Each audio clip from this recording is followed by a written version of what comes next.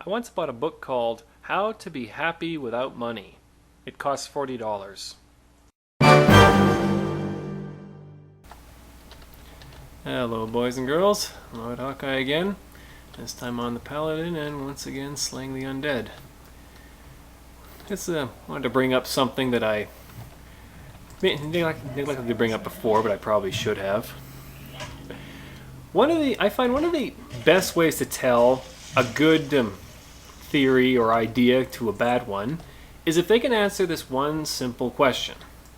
That question being, what would you accept as proof that it's not true?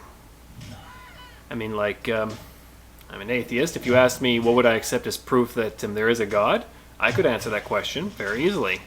And there's a couple ways you could. And it's one of the biggest questions that I can never get statists or religious people or anyone who proliferates nonsense to answer.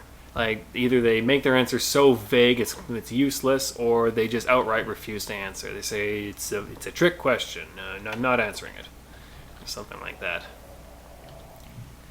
But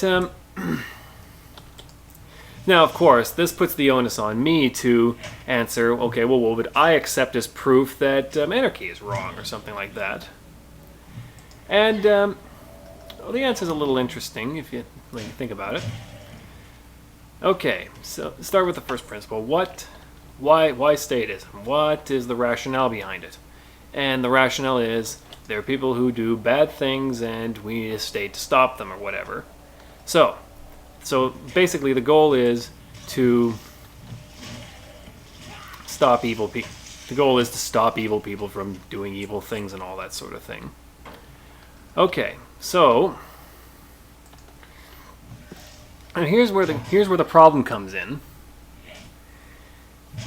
For this to work, the people in power can only be good, because that's the big thing. If evil people can get into power under statism, then the entire thing is completely self-defeating, because then all you've done is given evil people even greater means to do bad things.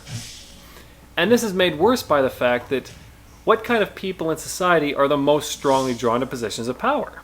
Sociopaths and overall bad people. So this is where statism completely falls apart. The fact that all it ends up doing is empowering evil people.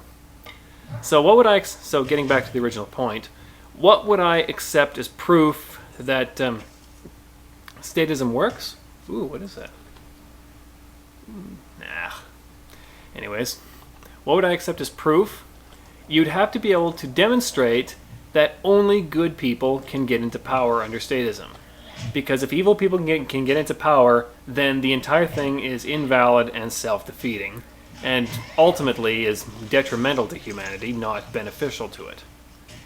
So if you can find a way, if you have some kind of magical morality filter to ensure that only evil people can get into power, then I will freely admit that statism is good and we should fully embrace it. But until that happens, and of course this is made worse by the fact that some people may disagree on what is a good act or a bad act from a leader, so this makes it even more difficult. Some may call it unreasonable, but really, statism is built on shaky principles like that, so unfortunately, it kind of sets itself up to fail in that regard. So, that's just another little thing to chew on for today. So, I'll see you next time. Be aware and be wise.